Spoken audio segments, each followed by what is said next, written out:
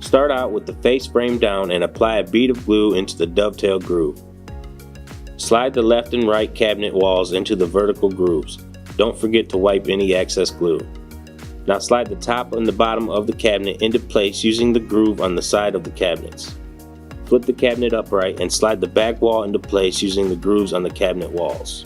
Turn the cabinet onto its front and use pre-existing holes to secure the back of the cabinet to the top and bottom lips. Now place a corner bracket into each corner of the top and bottom to firmly secure the cabinet together. Each bracket will be fastened down using 3 screws.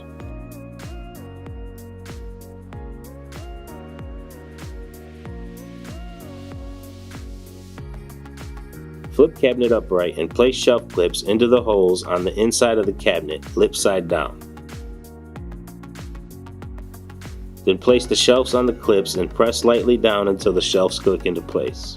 Place the door face down and set each hinge into place, making sure the holes on the hinge line up with the holes on the door. Fasten them down with 2 screws each. Then place a rubber bumper in each corner on the door opposite your hinges.